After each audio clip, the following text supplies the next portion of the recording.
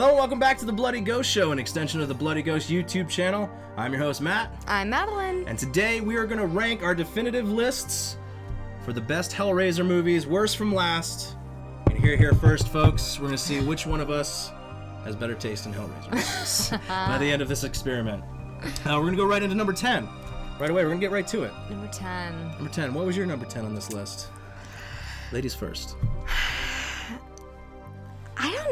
Number 10 is tough because that's a weak spot, but I think the most recent one is just gonna have to Judgment? be mine. Yeah, it doesn't have the glory of the old days in it, and it just felt like kind of a desperate attempt. It's true. I totally understand that. That one isn't my worst one. I do like, out of the two out of the two sequels that didn't have Doug Bradley playing Pinhead. Yeah. I like that one more. But I think because the Revelations actor, good attempt, but I think it was just so over the top. Like, it was I feel rough. like Pinhead is supposed to be this like the way Doug plays it is like insanely just stoic, just like he's ancient, he's immortal, Yeah. he's he doesn't have to speak, he doesn't have to like go. Like there was one moment where Pinhead just goes like, and like did like a whole like chewing on the scenery thing, and I was like, what the fuck is this? That's not my number 10, but I do agree. Judgment was pretty rough. Judgment was rough. I don't know. The thing is that once you get later down the line, they all tend to not be what the golden years had. That's In true. store. That's true. One thing too, before I tell you guys my number 10, is I feel like these movies always are missing something, and I don't know if it's because I work in the biz, or we both work in the biz, but Yeah. I don't know if it's because we know how the sausage is made, but like there is something about it that's missing, and I don't know if it's like inexperience with like something in one department in particular. It's definitely not makeup effects. Oh no, definitely not makeup effects. The makeup effects throughout the entire Glorious. series are amazing, except when they do this. I think it was in Judgment. They rip the angel, and her like fake like CG skull falls out, and I was That's like, what the problem. fuck was that? CGI. That's the problem. Practical. sometimes. Did it practical for 20 years. Let's keep it going. Yeah. 30 years now. Holy shit. My number 10 is not Judgment. My number 10 is actually part 4, Bloodlines, or Bloodline. I thought that movie was rough. I'm not a big fan of when any franchise just says, let's go to space. There's no reason to have, Pinhead in space, especially if you're going to do like a 4-minute, like, really bad CG, like, robot doing the Lament Configuration, which is right there. We're not going to open it. Don't worry. It's safe on that side of the table. But I liked Bloodline. I will say something positive about it. I really thought there was a scene where one of the soldiers was like kind of like clearing, I guess, hallways and things like that. Yeah. And he was standing there, like, looking at the, like, cell, I guess, where the Lament Configuration was opened up and things like that. Yeah. Which, for some reason, kind of held Pinhead and the Cenobites in until it was opened, which didn't make much sense. But it was holding them in there, and he was coming up to the door, and all he could hear was, like, crying, like children crying, like, help us, and things like that. That really scared me. Children in movies, as you all know, scares the shit out of me. Watch out for La Llorona. Yeah, La Llorona and Children of the Corn. Donde estas, mijos? I said that terrible, but so did Halloween Hornets. Some of the crew was laughing at me really hard back there. But no, yeah, Children of the Corn. We might have to rank one of those one of these times. I did love the fact that a young Adam Scott was in it, who is clearly a vampire because he doesn't look any different from now. Yeah. He like my favorite part, and I think I posted it on the Instagram, but like he's just.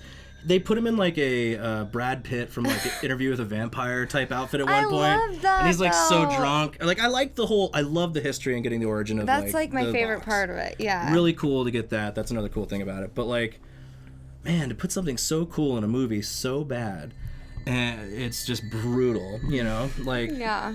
But I did like it. I liked it. I thought that the visual effects were a little weird again. Visual effects aren't really needed in these movies. They're really cool, but Yeah. they don't really work here. Like it felt like Starship Troopers a little bit with like the like milk crate like spaceships flying in and things like that. But maybe that's just part of the thing that I always feel is like missing from these movies. I feel like Hollywood never really gave these a chance with money. you know? Never. And it's not fair because It's not. Yeah. It's one of the coolest properties that could be so unbelievably cool if it just had a budget and like a studio behind it, you know? It's literally my dream to make a haunt of it. We're calling on you, Hollywood. Yes. But no, Bloodlines just didn't do it for me. I don't really like it when things go to space. It had some good qualities. I love the history lesson on how the box was created and things like that. That's that was what really sold cool. me. That's what sold me on it. And I love that era. And yeah, it was just great to see horror mixed in with the Victorian era. It's my favorite things together. And I usually love horror and sci-fi, but it was no Event Horizon for me, and definitely was not Alien. But you know, it was. That's just my least favorite. It doesn't mean that it was the worst by any means. I'm sure people are gonna hate me for that. But they had a good one-liner in it. They had a good one. Which was that? What do you think of pain is only shadow? Only shadow. I did like that Pinhead got tricked at the end by like the old hologram trick, like Snake Plissken just like whoop, I'm on the escape ship, fuck off, and it like folds in like a Chinese food box carton. Yeah, it was hilarious. But that's the fun part about Hellraisers. It's slightly hilarious. Yeah, they take themselves very seriously enough to where like that's where I really love these movies. Like I love how serious certain things are, but then when they're just like, especially in Judgment, man, there's like the puke stuff. Oh, God. Like I was like watching it like going, I was like too much. And there was even a part where we were like both covering our faces like, fuck, why are they doing this? Not a big fan of puking in movies, but It's rough. especially when it's that like realistic. Oh, Like, God. God. Yeah. Oh, and John Gallagher played that person. He's the director of Feast, if you didn't know that. It's a fun little indie film. It was part of the Project Greenlight thing. He's clearly not taking care of himself, judging by how he just walks around in a suit with no shirt on and sweats and eats baby tear notes that are inked in blood. That happened in a movie in 2018, nonetheless. So yeah, that was my number 10. Okay. I get Judgment. It's somewhere on my list, but it's not last. Mainly for the same reason that grossed me out is also the same reason I think it deserved a place a little bit higher on my list. But let's jump on to number 9. Oh, no tears, please. It's a waste of good suffering. All right, now we're here to our number 9 picks on the list. I guess I'll go this time. My number 9 pick for the Hellraiser movies is Hellraiser Revelations. Also the 9th movie to come out in the series. I wasn't a big fan. This is the first movie that didn't have Doug Bradley as Pinhead. That was a kind of a slap in the face. I knew it was coming, but I thought it was just the 2018 one. I thought he was still in this one. So I was like, when I saw the other guy playing him, I was like, holy shit. He had like kind of like his lip like curled under a lot, and he just didn't even have like the face structure, I feel like, of a Pinhead. And like, I guess he didn't like contacts or something, but he didn't do the full black Oh contact. yeah, that's right. He didn't. So do he the just had full these black like contact. He looked like Jack Black when he gets like really kind of crazy. He's just like, I don't know what the hands thing is, but yeah, no, I didn't. I missed Doug Bradley. I missed Pinhead. He's Pinhead. It'd be really hard to cast. I mean, at least they kept the series going, but it's got to be hard to cast that role. He was so distracting. I know. Now I'm like going back and I'm thinking like maybe my list isn't up to par because that was rough. It was pretty bad. That was rough. I think I'm gonna have to do Hellworld though for number 9. Ooh. Yeah. Oh, that's pretty soon. It's pretty soon on my list. Hellworld. Oh, you mean Saw World? It came out a year after Saw came out, and I honestly thought That explains a lot. Yeah, I honestly thought like, wow, this kind of seems very familiar to me. Except it's not like you're not being trapped; you're just being invited. So, I guess. I mean, that was kind of the cool aspect of it. It felt very like personalized. It was blowing up. Yeah. People were getting on that Warcraft game. Online game community. Online gaming at its worst, I guess. Yeah, that one was pretty rough. I liked the idea of it though. Yeah, the idea was really cool. All these ideas are cool, and then they just don't execute them all the time. It's a bummer. Except for Doug Bradley. Brings it every time. As Pinhead, every single time. Perfect. Always the best. Yeah. Hellworld was a lot of fun. I get a lot of slack for liking Henry Cavill as Superman, but I know why now, because he doesn't really talk. You're still my boy, dude. But, woof. This was pretty rough to watch in, my friend. Although when he did get the hook in the back when he was dying, I was like, he's flying. I was like, he's flying in this movie. They knew it then. He was gonna be Superman. But yeah, and I was just like, and then I was like, oh, thank God that character's gone. So no, I liked him and I loved him and I hated him in this movie. Yeah. But yeah, it was totally Saw. The whole like wrap up at the end. They're all buried alive, and Lance Henriksen, like Henry Cavill and Lance Henriksen couldn't fix this movie. Couldn't make this movie better. Come on. I mean, especially you, Lance. Disappointed. Sorry. Got real there for a second. Got very real. It's I don't know. You know, it just felt like it was a different movie. Felt like somebody was writing. Like clearly they like Saw. You know, they're trying to steal like an artist, but it was a little. I mean, especially when a trap comes over, it's almost identical to like the one in the sequel for Saw, and it's comes up to the chick. It's like watching a series and then they switch directors, and it's like exactly like that director's style, and you're like, but those characters, like, what you're not doing it right. You know, it's kind of weird. You know, but there was something, like you said, like you're right. There was a really cool quality to it. You know, I really liked the idea of like the house, itself was that was cool possible thing. But then at the end, they kind of like ripped that all apart because they're just like, oh, you were all tripping balls the whole time. Like, what? Yeah. It all happened so fast at the end that I didn't really get it. I was just like, what? Wait, what? Lance Henriksen is Jigsaw? What's happening here? Yeah, no. That didn't do it for me. But weird, like, overly, like, sporadic sex scenes in that. Yeah. Like, there's just like super random sex scenes throughout. Different rooms, eyes wide shut vibes. Yeah, like there was a lot of movies that were just like, these are some snippets from this. Yeah, let's just pull it. Maybe we'll make salad. This might make a good movie. Hellworld. And it came out the same year as Deader, I think, which is pretty cool. 2 in 1 year. I know, I saw that and I was like, that's very impressive. Yeah. Same director too, Rick Boda. Rick Boda. He did 3 of the movies. He did Hellworld and Hellseeker and Deader. The Boda trilogy. You know, right in the middle of this, they got him for a 2-picture deal in the same year, you know, luckily enough to tie him down.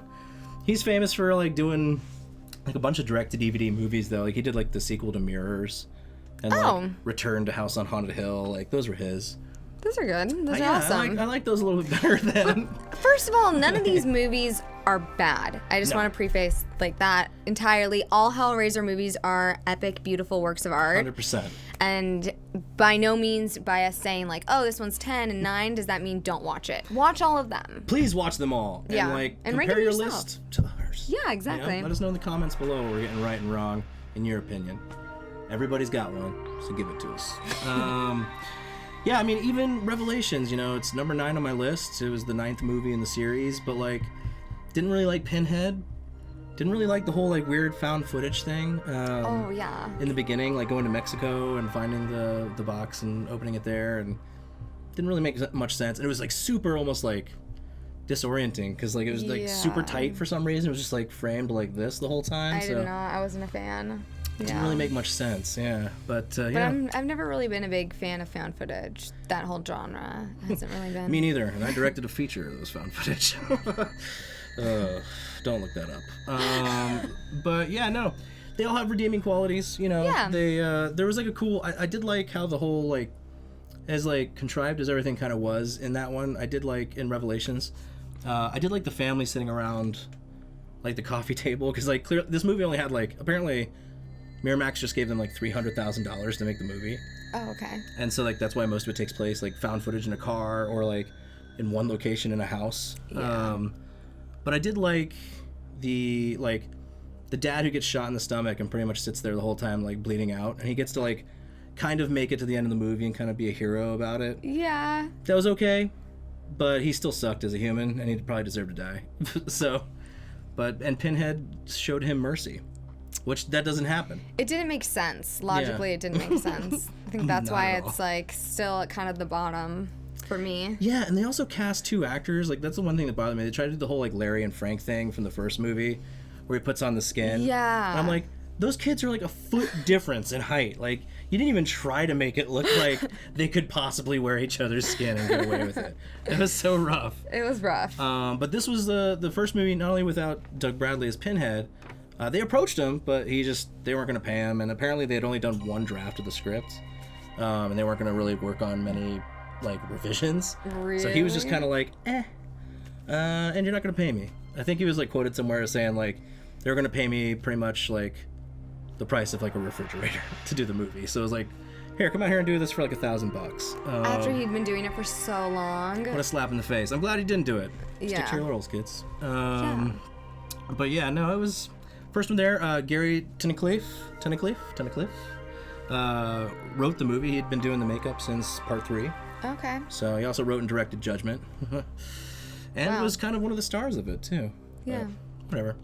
But that's our number 9 pick. That's my number 9 pick right there. Revelations.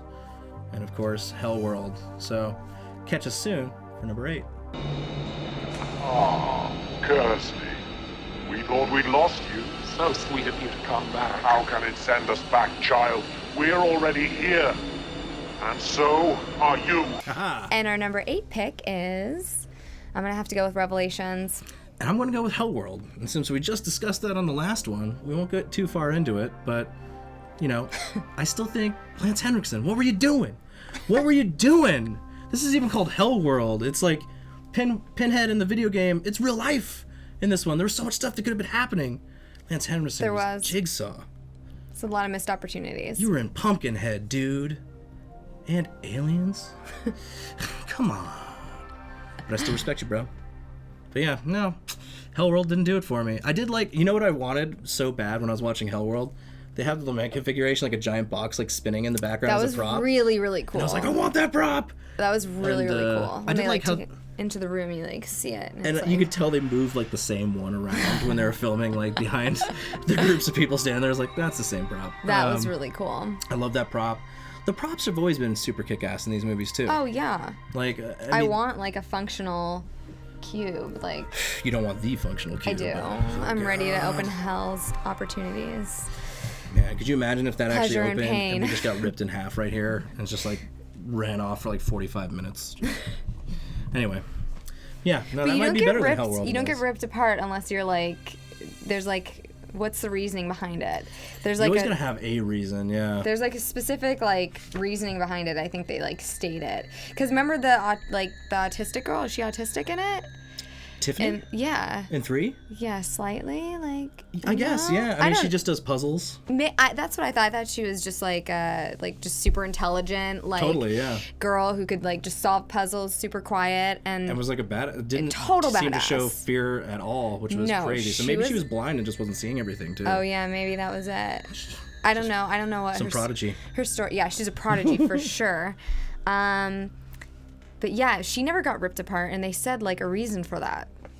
Maybe they were gonna use her in like a different sequel or something like that.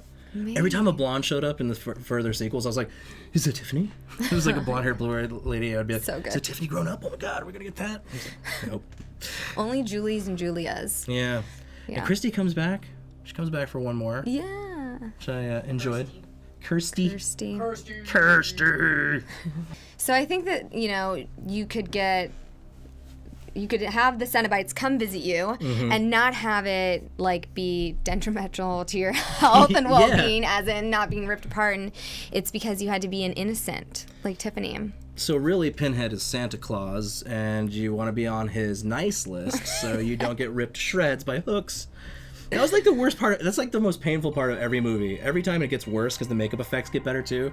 Like the first two in the hands, and they're just like, God. Everybody's always screaming in so much pain, and I'm just like, fuck, no, don't do this, because I'm terrified of needles. Oh God. So it's just like, Pinhead this movie's is like rough. your worst nightmare. Yeah, then. pretty It much. just looks like a walking needle patch. Like, Although I would totally do Pinhead, like if that was like a choice in hell, like what do you want to look like, Pinhead?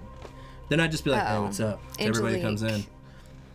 Nice. yeah, she's a badass, the princess. Fuck yeah. She's a fucking rock star. Oh, yeah.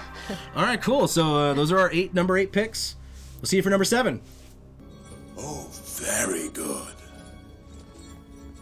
Oh, I'll enjoy making you bleed. On to number 7. My number 7 pick is Deader, all the way from 2005. Yeah, it's just my next one on the list. I dug a lot. I like how they went overseas.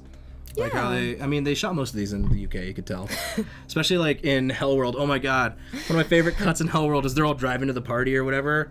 UK license plate. And they pull up and it's like, Chicago. And it's like, oh, Henry Cavill, that is not an English accent at that point. That's not an American accent at that point. It's so good. Yeah, no, Deader, you know, made it to number 7. I liked it a lot. I liked that, you know, there's a strong female lead in it the whole time. She's a badass. She's fearless. I loved Amy's, you know, going around. Amy Klein, yeah, amazing. Really good. She's such a badass. My favorite part of the whole movie is when she's got the knife stuck in her back, and she has to pull it out. And the whole time, like, that whole scene just keeps cutting to the wide, and there's more and more blood on the floor every time. And, like, splashed all over the walls, and, like, she ultimately has to, like, pin it between, like, the... This sucks. Like, if you had to ever do this in real life... God. So, like, she had to, like, pin the, you know, the cupboard drawer against the knife to, like, pull it out. And I was like, that is fucking brutal. Who just thinks that up? I don't know. You know? Hellraiser. Yeah. That was fucking rad. The reason I put it so down on my list, though, was... I wasn't a big fan of, like, this one was, like, super suicidal stuff. Oh, yeah. I don't really like that much, you know? I didn't... Yeah. I get that she was killing herself so she wouldn't go to hell, but she's gonna go to hell anyway if that's the way things work. But yeah, I wasn't a big fan of killing yourself because, like, you know, maybe it was to, like, slap the people in the face that are like, movies inspire people to hurt other people. But yeah, I hope it wasn't taken literal by anybody. Yeah, it's like I don't know. It just didn't really feel like it did anything for me for the franchise. You know, I liked it a lot, but. I like that the toy maker was revisited. Yeah. That was like a big thing. That was cool. I thought that was really cool. Yeah, it was cool to see another Bloodline person, and, like, it was a good twist too, because I didn't know until the end when they called him out. I was like, fuck yeah. Yeah. I think the open stomach chains kill was good though. Fuck yeah. I also like the whole set on the train. Oh yeah. That was a badass set. I was like, what? It's like they just, like, some punks hijacked a fucking train and just, like, made it like a goth punk palace, so like, in there. Cool. That's so what I'm saying rad. Is this needs to be a haunt. Yeah. Like, somebody needs to do it. There's so many opportunities. God. Like, you don't even need to draw it out. It's all right there for you. There's, like, hallways, like, it's even perfect. though they use the same hallway in part 2 all the time. It's like, you know, you got hallways, you got the spinning racks of all the body parts and shit. So cool. So rad. I went to a haunt sometime when I was younger, and they had, like, a show scene that was Hellraiser. Oh, that's awesome. Like, based on the original, too. So it was the original Cenobites and Pinhead. Oh, my gosh. And it just had the big planks of wood spinning all the body parts and stuff. You had to walk through chains. And I was like, this is cool.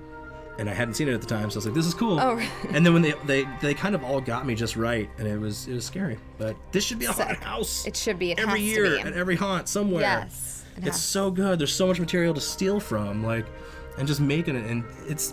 Like, that's almost like what watching these movies is like. It's like going through a haunted house. Oh, sometimes. yeah, definitely. And it would fucking absolutely kill to be a makeup artist on it. Yes. It would be like all makeup, maybe a few masks, but yeah, it'd be fucking so much fun. Hell yeah, especially those cool costumes. I mean, like, the Cenobites are, like, all crazy, like, lumpy and fat and, like, kind of look like SpongeBob's best friend Patrick sometimes. A little bit, yeah. Like, kind of like a weird, like, German World War II, like, scientist mixed with Patrick is what half the Cenobites look like sometimes. It's true. So what was your number 7? My number 7, I think I'm gonna have to go with Inferno. Ooh. Yeah. That one, I just didn't dig the detective style. Mm-hmm. It just wasn't like, I didn't like it. And there's a lot of familiar faces in that one. James Remar was in that, which is pretty cool. As the psychiatrist priest who knew just a little too much about Pinhead. That was cool, but it just didn't even feel like the movie was about Pinhead or Cenobites. Like, I feel that way about a lot of the sequels. Yeah. Like, I feel like after 3, they were just like, let's just have them show up at the end for a couple of the sequels. It was just like, yeah. what? I'm like, it's supposed to be about them. We want to see them in action doing crazy shit. Yeah, because, like, that's the scary thing to me is, like, them coming through and, like, zero mercy, ripping people to shreds, you know. But that just doesn't... Yeah, you don't get that for a while. No. I feel like they tried to do that a little bit in Judgment, but they just kind of went the wrong direction. Definitely. You know, they definitely tried to keep that movie going, but at the same time, Judgment just felt like a completely different movie. Like, it was like a movie that they just, like, shoehorned in Pinhead and the Auditor and stuff. So it's just so weird. It was weird. Yeah. No, I wasn't a fan. I did like that it felt like the storyline was more personal, which was cool, but yeah, doesn't make the top 5, unfortunately. Yeah, no. I did like it because, like, after Bloodline for me, because I just hated Bloodline so much. Just like Jason X, dude. I mean, if Jason X is your favorite movie, you might like fucking Bloodline. But maybe start with that one. You'd be like, holy shit, I hope they're all like this. You'll be very disappointed. But no, I just... Yeah, Inferno kind of felt like the first one that kind of wrapped it up that way, where it was like... Where it kind of played that motif of...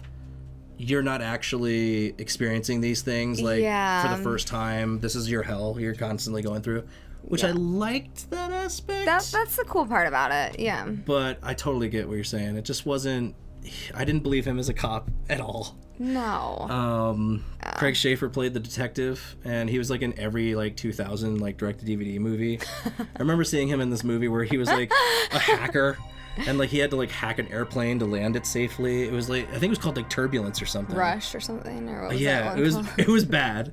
But he was. I remember watching it like 4 times when I was like sick home from school. It was just like on like USA or something, and I was just like, this guy is the shit. I hope I could, use a computer one day like this. But then, I saw him in Inferno and thought, maybe not. Maybe not. Yeah. Yeah, that one was a weird kind of departure, it felt. I mean, like, obviously Bloodline went to space, but, like, it just didn't feel like a Hellraiser movie. And it was, like, the first one to not feel like a Hellraiser movie. Yeah. Which kind of bugged me a little bit. But, yeah. Yeah, so anything else on those 2 movies? No, that is it. Catch you at number 6, yo. Welcome to hell. So we're back with number 6. We're halfway through our countdown of our ranks for the best Hellraiser movies. Number 6 for me is, I'm gonna have to justify this one pretty good. Hellraiser Judgment, the last one that came out in 2018. And for no other reason, before everybody just starts sending me shit in the mail, for no other reason besides I loved the Auditor. Played by Gary Tunnicliffe. I'll get it. Played by him. He wrote and directed that movie. That was the only thing that I thought was cool. I loved the typewriter prop. I thought that was really cool how it was like just like pumping and like pulling the blood for the ink for the typewriter. That was really, really cool, yeah. I thought that was super cool. I liked the way that those scenes were shot and things like that. As soon as the puking started, I was out. Game over. I was done. Worst part is they put their fucking hands in the puke. Get the fuck out of here, dude. What were you thinking? No. Who was gonna like watching that? It was rough. Oh my god. One thing I have to say, especially because of Judgment being probably the grossest one of them all. Yeah. We always have to, when we were watching all of these again, we had to not eat during these movies. Well, like the first one, we were like, oh, we'll watch like 3 in a row. Let's order like pepperoni pizza. And it's just like, oh god, I don't want to look at this. So we'd always have to do a palate cleanser and then watch these movies. But palate cleanser. Man, Judgment. Whew. I do put it on 6 just because the Auditor is probably my like one of my top favorite characters as like a late addition into the entire like franchise, because like it kind of like staggers out, it's like, oh, we pull a couple like day player characters and make them Cenobites and things like that, but the Auditor was kind of cool. I thought it was a cool character. That was pretty much it. That was it. Mine's Hellseeker. Ooh. I can see into your soul. It's a corporate nightmare, basically, is what it comes down to. Yeah. Could you imagine? But it felt really similar to the detective. Mm-hmm. So, yeah. Yeah, I do like Dean Winters. Barely any Pinhead. So. Yeah, that's true. So, yeah, there's barely any Pinhead in it. Mm-hmm. But I will give them the best ending ever. Yeah. Yeah. That is my redeeming quality and my favorite part, and why Hellseeker is a little bit farther up on my list. Okay. I love that Kirsty, like, owns her shit in this movie. Yeah. I love that that's, like, the twist. That's a real twist ending. And she wins. She gets to go. She walks away with the box. What?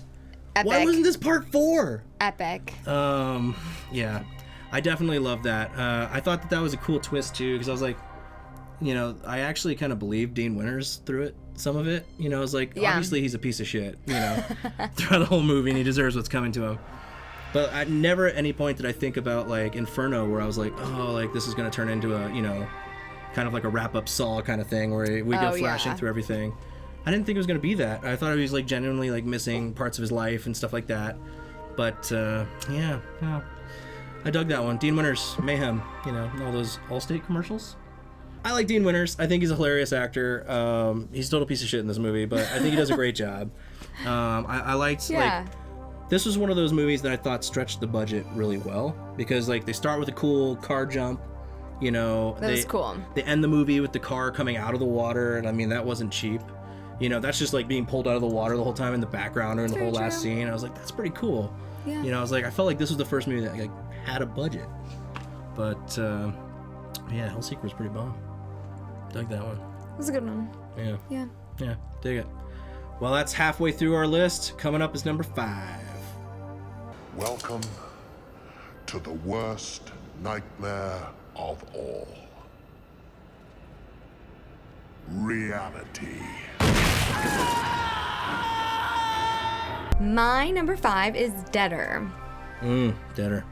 Yeah. And why did Deader make it to number 5 on your list? Because I thought it was really good. I liked Amy Klein, and she's a badass. She's a awesome. badass. Yeah, that's the one thing I kept thinking is, wow, she's a badass. This is fucking rad that she's, taking the picture, and she's just a star. I liked her. I liked how they kind of played on that. I didn't talk about it before, but where they kind of played on that she could be going crazy aspect. I loved that. Yeah. Like how the guy jumped in front of the train and he wasn't really there. I thought that was pretty cool. It was really cool. It was also a cool stunt. However it was done. I'm sure it was camera trickery. But and I like. I know I said it before, but I like the toy maker, and I personally love when they go back in history and they revisit things of origin. So I like that they revisited the toy maker. I thought that was cool. Sweet. And I liked the death, the open stomach change. Oh yeah, it was cool. Yeah, not so cool on the suicide stuff though, Deader.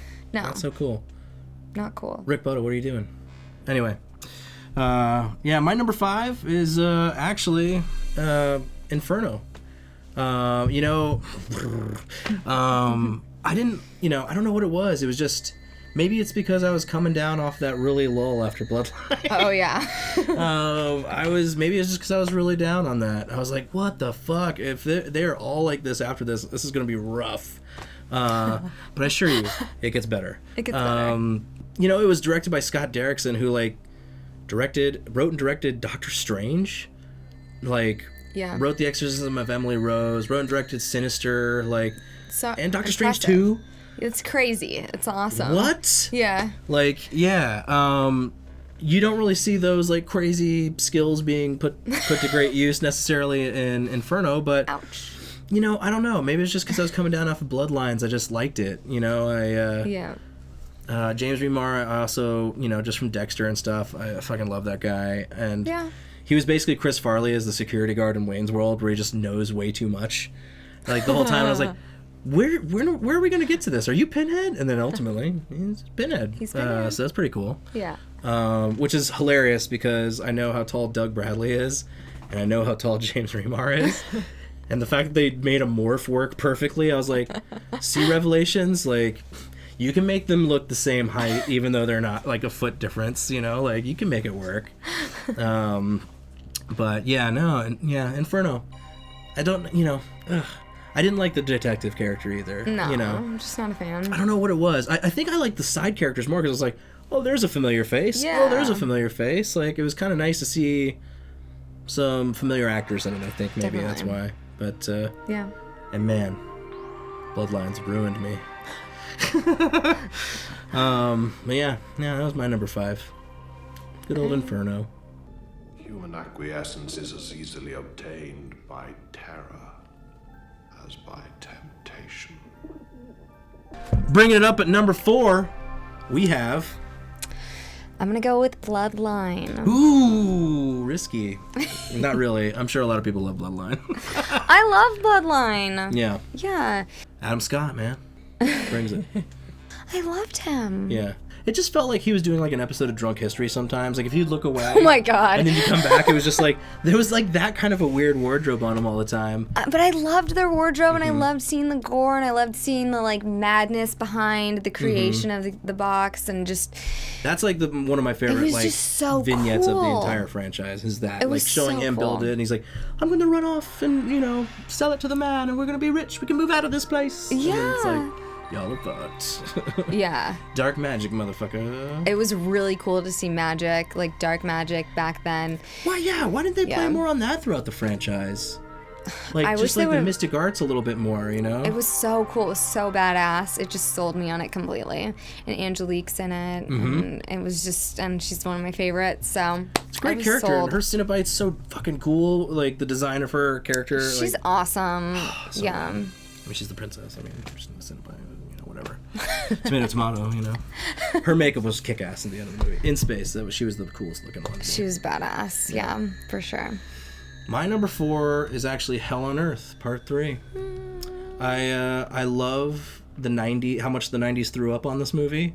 Compact disc Cenobites, camera Cenobites. Cenobites, it almost sounds like something they should have made at a, mall food stand.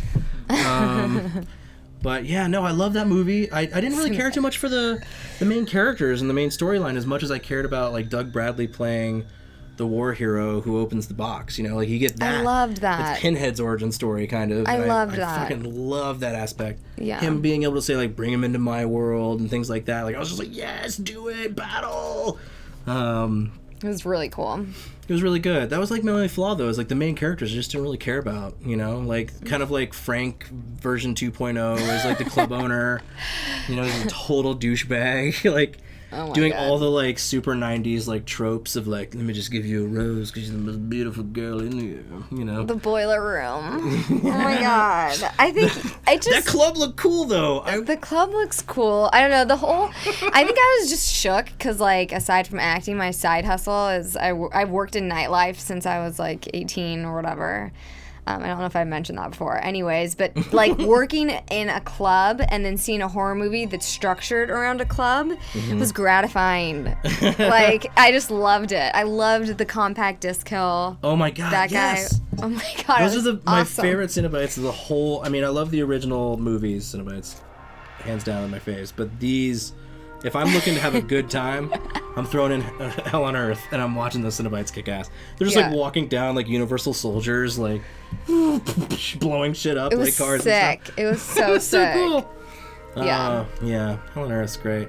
I just love the whole dream sequence stuff, I thought it loved was cool. him as a ghost. Like, yeah, that was so cool. I thought it was cool that they did it with like a whole like statue kind of. I thought that was kind of weird. I thought it was cool how the art on the wall like turned alive. Like that was so cool. Yeah. That was so cool. And I like how indulgent he became and was like feeding people to the cube. Yeah. But like so and then, cool. And then in true Pinhead fashion, he's just like, fuck you. If you want to feed him to me, I can give you anything you want, girl. Oh, that was awesome. Yeah. It's like, I love that shit. And I always wanted to go to a club that is like complete fucking like shit show metal bar. And then you literally transition to a soundproof like Barry Lyndon style like nice dinner tables and everybody's got powdered wigs on and shit. Like it just reminded me kind of like Clockwork Orange a little bit, like in that way where it's just like it's just mad rage and everything happening, but then there's an elegance to it too. And I liked all the side stuff that was happening. That's what's fun about Hellraiser. It's like own little like sides on how you fit into the world. And it's always just like, it's not like, it never is like a perfect 3-act structure all the time. It's all over the place. And I think it's maybe why it wasn't mainstream so much. Like it's mainstream, don't get me wrong, but I feel like No, it's not mainstream enough. Exactly. Like, I don't think it's enough as much as it could have been, because like everybody knows who Pinhead is just as much as you know who Chucky is and Michael Myers. Yeah. Why the fuck isn't Pinhead up on like the Mount Rushmore of horror? Like he should be. He should be. 1000%. The Garden of Eden. A garden of flesh. Guys, here is number 3. Woo. I'm gonna have to go with Hellraiser 3, which is Hell on Earth. Oh, yeah. You know me. I love my 90s Cenobites, dude. The best. Love it. Chatterbox. I love my camera Cenobite. I love my DVD. My CD. It was compact disc. Excuse me. Camerahead is a badass. Yeah, he just looks like a Universal Soldier kind of. So I was like, it's just like, but yeah, no, those, I fucking love Hell on Earth. I just like, I wish they explored more of the battle. And maybe I'm just thinking it's more of like they were setting up a war thing because there were so many wartime flashbacks. I liked it. I thought that was really cool to give perspective on Pinhead. Oh my god, when she was walking through her glass balcony, like her glass windows. So cool. I thought it was going to be a complete, like, you fucked, you just walked out of a building, and she's, like, falling, and I was, like, waiting for it, and then it was, like, completely different realm of, like, reality. It was so cool. They did such a good it. job. It just, like, it looked perfect. It looked like you were in the trenches. Like, I love Doug Bradley, man. He's a great so actor. good. He's so You know, good. and, like, he really... And it's funny because, like, you know, some people might say, like, he doesn't do enough, like, when he's, like, Pinhead in a way. Like, 'cause No. he's very stoic, very still. It's, like, perfection. But look at where they recast him twice. They just couldn't get it. You know, I think the guy who did Judgment was a little closer to, like, what Doug does, but, like, definitely not Revelations. But Judgment was a little closer, and he actually looked a little bit like Doug Bradley, which I think helped. Yeah. He didn't just look like a, you know, parody of it, like Dwight from The Office as Pinhead. But It was so bad. it was rough. Yeah. But yeah, I mean, I think him being able to be outside of makeup for a good portion of the movie was just cool. super rad. It was definitely cool. That's why I made it high on my list. Yeah. Yeah, I actually liked Hellseeker is going to be my third choice. Oh. And the only reason why is Kirsty. I thought I liked her storyline. I thought her being able to kind of take back her life and her being in the movie again was really cool. I missed her in part 3. I thought it was a cool kind of story. I didn't necessarily like the overall movie, but I liked how it kind of like finished her story a little bit. It was you know? cool.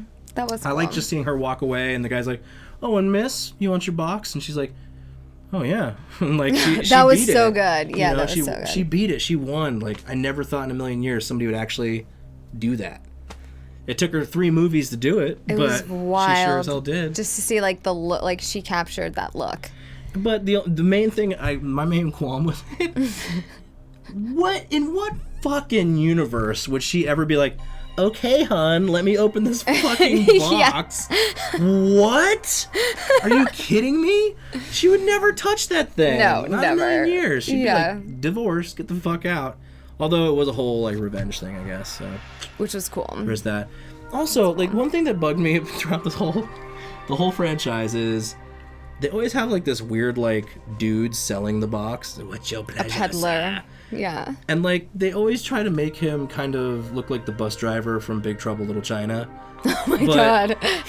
But it's always like only the first movie has like an Asian dude playing him. And in all the other movies, it's like Breakfast first at one. Tiffany's where they just put a white dude playing an Asian guy.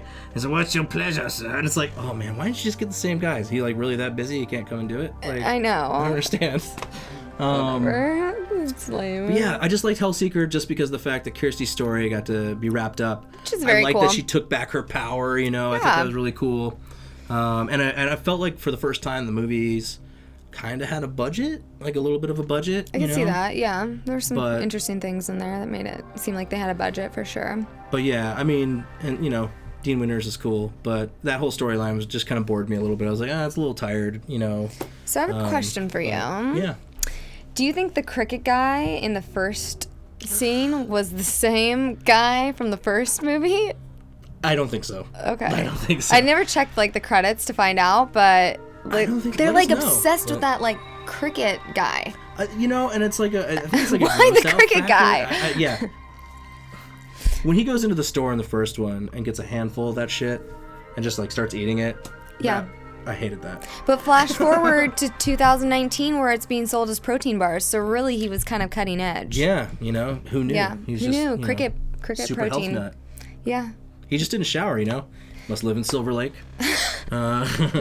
Local joke. Get on it, internet. Yeah, no, I just, I don't know. I just liked her story kind of getting a nice little button to it. Yeah. And she won. You know, she was terrorized for 2 full movies. I like that she won. And Yeah. maybe, did she win? Did she win? She still has the box. You never Still know. has the box. Because the box still wound up somewhere else, you know, later on down the road. So Yeah. she must have used it. Definitely. That story. Where? So that's our number 3 picks. Okay, Coming up on 2. You're going to know which ones are going to be our number 1s in a second, but stay tuned. We'll tear your soul apart. And here is our number 2. Mine is the original Hellraiser. Boom. Mine too. Awesome fucking movie. Clive Barker, written and directed. His first directorial debut. Unfortunately, this could be my main reason for like the thing that's missing from the franchise. In order to get the movie made, he had to sell the rights to the movie to the production company. So after the first, he didn't think it was going to be a big hit. He was just like, I just want to direct something, I want to make this. And like every young filmmaker out there, but he sold away the rights, and that's why I think it never really got out of that kind of direct-to-DVD kind of world. Yeah. And got a chance, but it needs to. It needs to. Bring back Doug Bradley. He's still willing to do it. He wants to do it. But the original Hellraiser was great. I mean, it's great, Monster Frank up in the window, in the attic, which was actually played by a different actor than the guy who played Living Frank, which I totally saw it. Like, I've always been like, that's not the same guy. Like, the eyes are completely different. Like, it was like maybe the eyes were a lot different, right? Yeah. And same Franks, the Monster Franks played it in both Part 1 and Part 2, but okay. And that's really all that guy ever did. Was Monster Frank, really, and then he did some other stuff. I mean, he did some like makeup stuff and things, but yeah. Monster Frank was creepy. I liked Monster Frank more than I liked normal Frank. Oh, for sure. Monster Frank was way better. And then I feel like Larry, like through the whole movie, I was like, this is who you cast as your main actor? He's not great. However, when he turns and he's wearing, and it's Frank wearing Larry's skin, I dug that. And I love the makeup there where he's just up there, he's always checking it. And in Revelations, they tried to do the same thing, but they didn't do any, like, VFX or makeup there. He's just, like, literally doing this. He's like, yeah, it's good. Okay. Budget. Fun fact, Jesus Wept was improv. Oh, really? Yeah. Dude. The quotes in this movie, too, I mean, we'll tear your soul apart. Oh, my God. It's in our opening titles, man. It's fucking rad. Every time Pinhead speaks in this entire franchise, I love it. I love it, yeah. It's so cool. Like, maybe the script, that we were just saying, maybe the scripts are lacking because they focus so much on those, like, 4 lines that he's going to say throughout the movie that are just, like, heavy as shit. Yeah, like, super powerful. Fuck yeah. So, obviously, I mean, that brings us to our number 1, which we both agree, again, Hellbound, dude. Hellbound is the jam. Oh my God, so good. Holy shit. Tiffany. Favorite, number 1. You've got Dr. Creepazoid, who, like, how the fuck does that guy have a medical license? Oh my God. Are you kidding me? Like, people didn't go into that dude's office and be like, this guy should be locked up in here with the patients and not be a fucking doctor. I don't know how that worked out, but I fucking loved Hellbound. It's so good. Great score still. Christopher Young killing it. Great female characters. Fuck phenomenal. Yeah. Love Tiffany. I have such sights to show you. I love that too, because that's like, that would be like the best thing for Hell if it had a postcard. Yeah. We have such sights to show you. It'd be such a great postcard for Hell. Oh God. Just Pinhead on there, like Buddy Pinhead, like Buddy Christ. Yeah, I loved it. I liked how they beat the evil in it and escaped. Yeah. I always love that. I like when the good guy wins in these movies because it doesn't happen often. And I liked that it's, and again, like, personalized hell. Yep. Like, that's really cool, and that's freaky, and it's scary, and it's awesome. Yeah, and I think they tried to play a lot on that. Like, I didn't get to say it earlier for Deader. Like, her father's abuse of her and stuff like that. Like, they did a lot of that there, and I like it when they play on that aspect in these movies where it's like, this is what your hell is going to be for all eternity. So get used to it. And we love making you feel pain. So I have a question. Sure. Do you think that, maybe like the viewers will know this, do you think that the labyrinth was positioned after like MC Escher? Like, do you know if there's a... Yeah, 100%. It felt like it to me. It was like almost the exact painting. Yeah, yeah. And also the labyrinth from Labyrinth, which was also inspired by the same thing. Yeah. So touch that thing, man. I know we're getting close to the end of this thing. I'm getting close to it. Shit. It's so scary. That's a prop, and I'm still looking at it all the time like, man, I don't want to touch it. Like, I'm still scared to put my thumb around the nipple of it, I guess is what it is. Because it's always... And that's the best part, too, is like, this is made by the same people who made the original prop. And it's totally flat.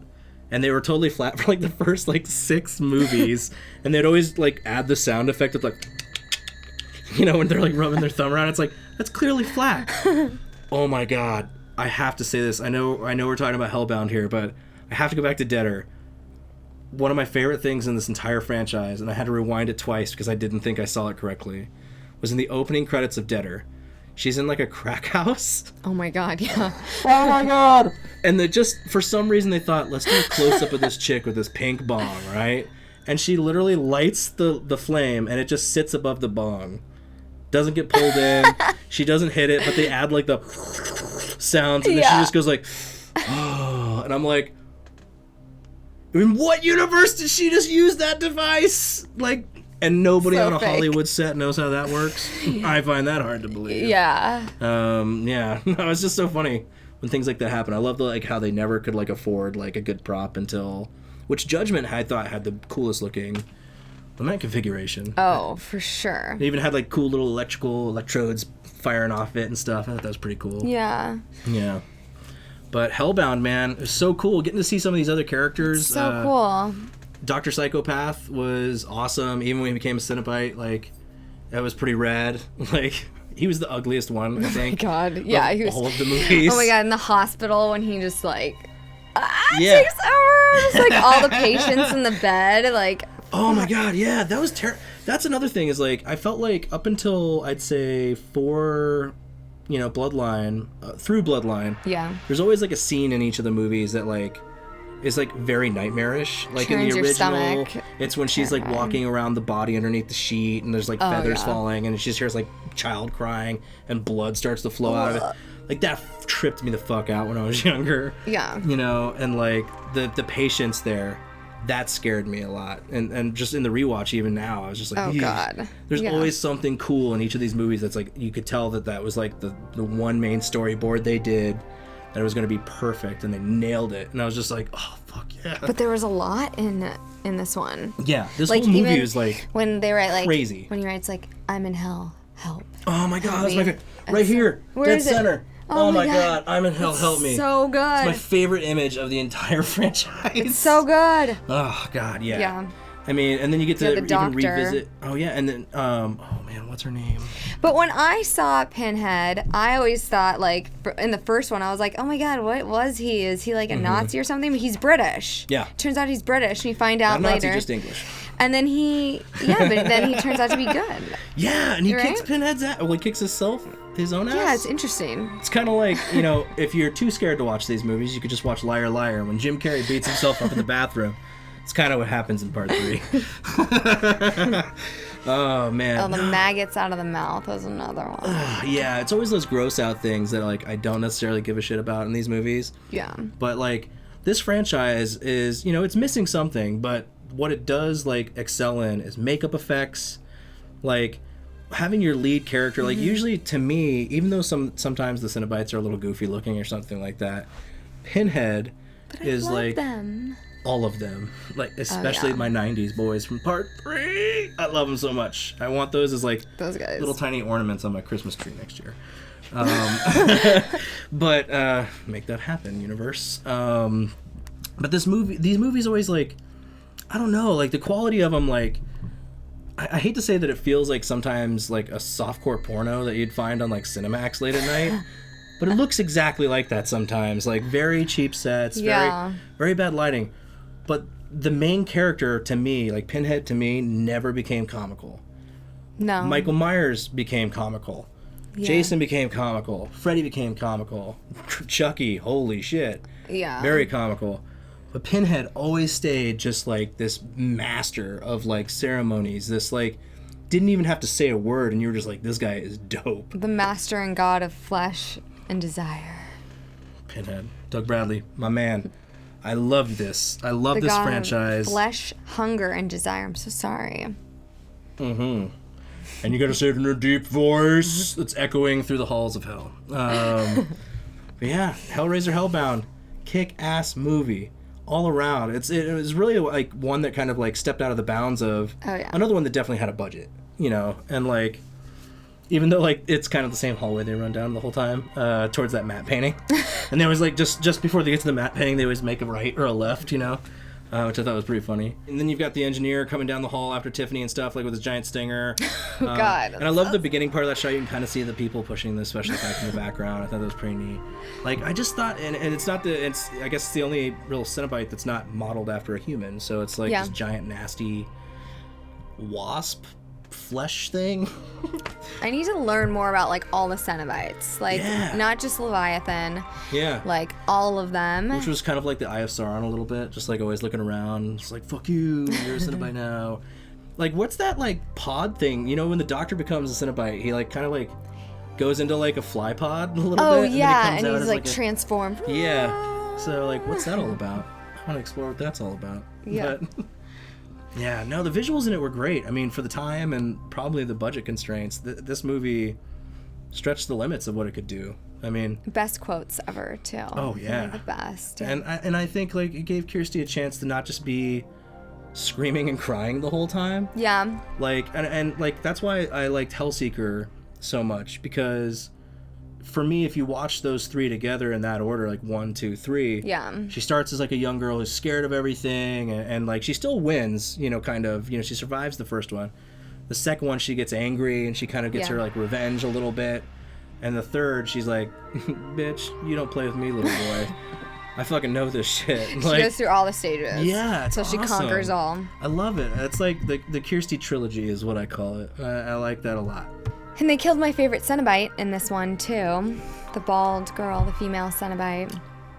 Kick-ass makeup. She's I always my love favorite. She's so cool. Nobody escapes us. And she's got like the whole like split open neck thing. And that was like the only thing I wish would happen with some of those makeups. Was like, I know that they were, you know, they're already super impressive, but I wish they were a little bit like juicier sometimes. Like she could have easily had some like blood dripping or, you know, something. Do they ever have any blood? No. They keep very clean. That's the thing about Cenobites, is they're not, I don't think they're supposed to be good or evil. They just bring like intensity. They are in hell, but they bring like the intensity of whatever pleasure or pain is derived from. And I think Pinhead totally gets off on that. You know, like he has his like people that like scare the shit out of you. It's almost like Pennywise, like you're more delicious if you're scared, you know? Oh, like, he loves that stuff. Oh, yeah. I love these movies so much. They're so good. They're really great, and just giving them all a rewatch in order, I wouldn't necessarily recommend. It's about 20 hours of your time. But it's a great franchise to go through. If you've never seen these movies, understand they are sometimes hindered by a low budget. But however, where even big budget movies, like the saying is, you give John Carpenter $15,000, he gives you a $15 million movie. You give John Carpenter $15 million, he gives you a great-looking $15,000 movie. It's kind of the same with this. I feel like if this had like a $50 million budget, it would probably be blown way out. It'd be all CG sets. And everything would be green screened. But like, they're forced to make it good. And the first 3 of these movies were just epic. They're fire. They're so good. Yeah, really dig it. Strongly recommend. What did you think of our list? Let us know in the comments below. Let us know your lists. Reach out to us. Social media. All that stuff. But for the Bloody Ghost Show, I'm Matt. I'm Madeline. And we will see you in the future.